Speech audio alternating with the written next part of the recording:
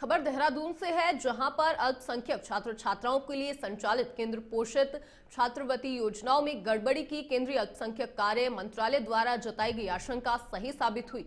4 जिलों के 17 संस्थानों में 1058 अपात्र छात्रों को गलत तरीके से छात्रवृत्ति दी गई। इस सिलसिले में शासन को मिली जांच रिपोर्ट में यह भी पुष्टि हुई है कि लगभग 91 लाख रुपए की छात्रवृत्ति में गड़बड़ी की गई है। सचिव अल्पसंख्यक कल्याण धीरज गर्ब्याल के अनुसार जांच रिपोर्ट का परीक्षण किया जा रहा है।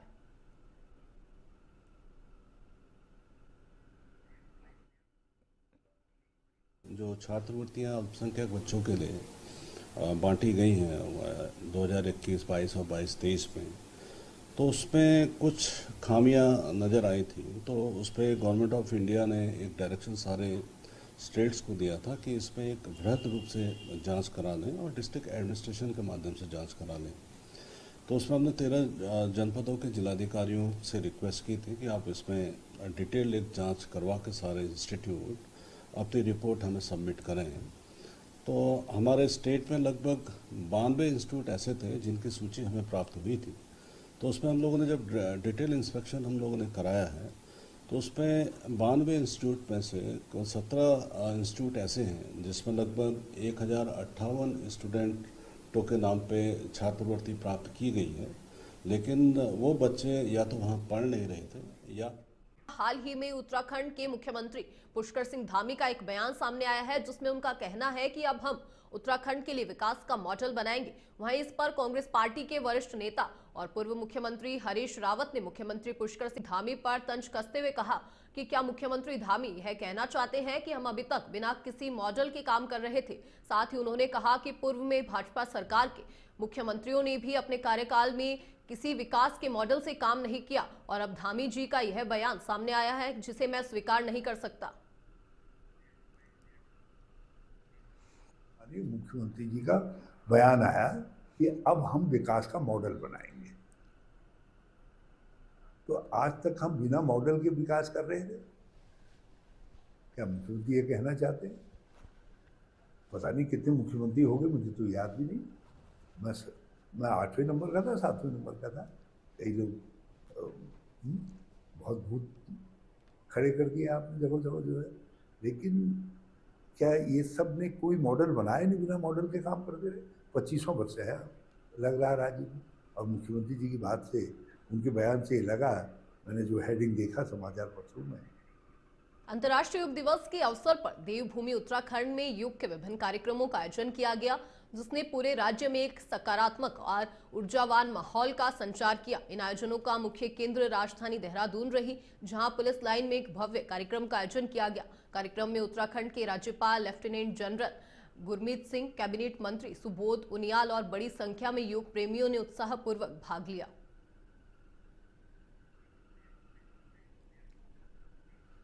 ये हमारा सौभाग्य है कि आज 11वां अंतर्राष्ट्रीय दिवस प्रधानमंत्री मोदी जी के द्वारा जो पूरे विश्व के अंदर आयोजित हो रहा है अंतर्राष्ट्रीय जगत पर, और इस अवसर पर आज देहरादून में महामहिम राष्ट्रपति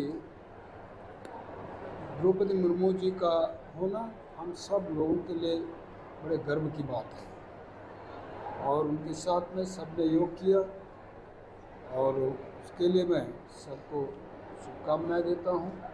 देखिए, उत्तराखंड देवभूमि तो योग की भूमि है और यहाँ से माननीय प्रधानमंत्री जी भी आए हैं योग करने के लिए, और आज महामहिम राष्ट्रपति जी भी यहाँ पर आए हैं। उनके बीच हमें योग करने का सौभाग्य मिला। इससे एक बहुत बड़ा, क्योंकि संपूर्ण विश्व एक वसुधैव कुटुंबकम को, जो हमारी भारत की जो संस्कृति है, आज वो संस्कृति पूरा विश्व उस संस्कृति को मान रहा है। तो आज एक बहुत बड़ा संदेश यहाँ से गया है महामहिम राष्ट्रपति जी के द्वारा। मुझे लगता है कि आने वाले समय में, और क्योंकि अभी माननीय प्रधानमंत्री जी ने भी यहाँ पर योग किया है और माननीय राष्ट्रपति जी भी यहाँ पर योग करने यहाँ पर आई हैं, धीरे धीरे मुझे लगता है कि पूरा संपूर्ण विश्व कहीं है, अनेकों जो प्रतिनिधि हैं, जिस प्रकार से पूरा विश्व है, वो कहीं यहीं पर देवभूमि उत्तराखंड में एक बार योग जरूर करेंगे।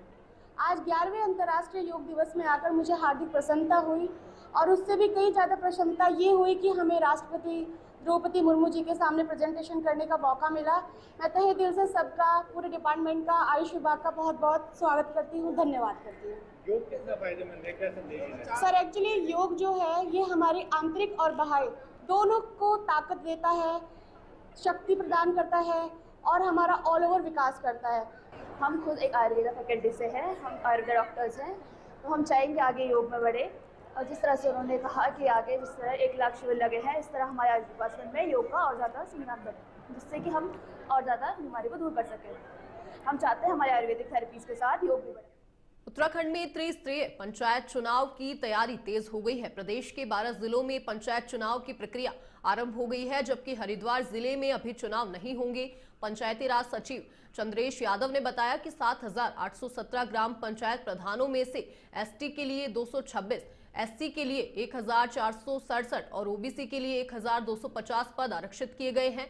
इन बचे पदों को अनारक्षित रखा गया है। कुल पदों का लगभग 50% से अधिक आरक्षण महिला प्रत्याशियों के लिए सुनिश्चित किया गया है और 12 जिले स्तर के जिला पंचायत अध्यक्ष पदों के लिए भी टिकटों का रोस्टर तैयार किया गया, जिससे एसपी को 2, एससी को 2, ओबीसी को 2 और बाकी 9 सीटों को अनारक्षित रखा गया है। चंद्रेश यादव ने बताया कि यह प्रथम चक्र के रूप में आयोजित हो रहा है और सभी जिलों में आरक्षण की व्यवस्था उसी के अनुरूप की गई है।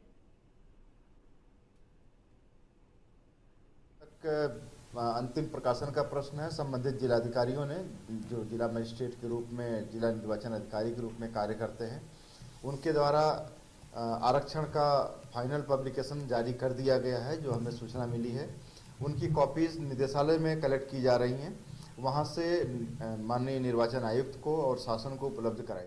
हल्द्वानी के सुभाष नगर में 140 परिवारों को अतिक्रमणकारी बताकर उनके घरों को तोड़ने की प्रशासनिक कार्रवाई के विरोध में गुरुवार को दुर्गा मंदिर प्रांगण में एक बड़ी महापंचायत का आयोजन किया गया। इस महापंचायत में स्थानीय विधायक सुमित हरदेश और कांग्रेस प्रवक्ता दीपक ब्ल्यूटिया समेत बड़ी संख्या में स्थानीय लोग शामिल हुए। महापंचायत के दौरान विधायक सुमित हरदेश ने प्रशासन के कदम को अमानवीय और तानाशाही करार देते हुए कहा कि वर्षों से बसे परिवार को उजाड़ने का यह फरमान असंवेदनशील है। उन्होंने कहा यह सिर्फ मकान बचाने की नहीं, इंसाफ और मानवीय अधिकारों की लड़ाई है। उन्होंने यह भी ऐलान किया कि इस मुद्दे को विधानसभा से लेकर न्यायालय तक ले जाएंगे और हर स्तर पर प्रभावित परिवारों के साथ खड़े रहेंगे। मत होने दीजिए, लोग नहीं बनेंगे कृष्णा कुंज जी की मोटी आसानियां हैं। अभी कल कुछ बहुत लोग कह रहे थे कि कृष्णा कुंज। हाल ही में राजधानी देहरादून के खलंगा वन क्षेत्र में हुए अवैध अतिक्रमण को लेकर उत्तराखंड के नेता प्रतिपक्ष यशपाल आर्य ने आपत्ति जताई है। यशपाल आर्य का कहना है कि राज्य सरकार आज कह रही है कि हम इस मामले पर जांच कराएंगे, लेकिन डीएफओ, फॉरेस्टर और फॉरेस्ट गार्ड के खिलाफ कार्रवाई नहीं हुई। साथ ही उन्होंने धामी सरकार को आड़े हाथों लेते हुए कहा कि सरकार के संरक्षण और अधिकारियों की मिलीभगत से ये कार्य किया गया है। 40 बीघा में जो भूमि है उसमें पेड़ों को, वृक्षों को काट दिया जाता है और जो वहाँ के उस क्षेत्र के, चाहे फॉरेस्ट गार्ड है, फॉरेस्टर है, रेंजर्स हैं, एसीएफ हैं, डीएफओ को इस बारे में खबर नहीं होती है। क्या उनके खिलाफ कार्रवाई हुई है? राज्य सरकार आज कह रही है कि हम इसकी जांच कराएंगे। भूमाफियाओं के इतने हौसले बुलंद हैं। एक गरीब का घर अगर वन क्षेत्र में है, उसको तोड़ने में सरकार देरी नहीं लगाती है। और 40 बीघा जमीन, वो लोग कौन है? जांच की बात कर रही है राज्य सरकार, ये सब कुछ सामने है, तो क्या उन अधिकारी। मेरठ में कॉन्टिनेंटल इंडिया प्राइवेट लिमिटेड के कर्मचारियों ने प्रदर्शन किया। बता दें कि टीबीआर विभाग को बिना पूर्व सूचना के बंद करने के विरोध में कमिश्नर कार्यालय का घेराव किया। कर्मचारियों का आरोप है कि कंपनी ने 2 जून 2025 को एचआर के माध्यम से विभाग बंद करने का नोटिस जारी किया था, जिसके परिणाम स्वरूप लगभग 300 कर्मचारी बेरोजगार हो गए और इसके अतिरिक्त कर्मचारियों ने कंपनी के मैनेजर पर उन्हें धमकाने का आरोप भी लगाया है। कर्मचारियों ने कमिश्नर से मुलाकात कर न्याय की मांग भी की है।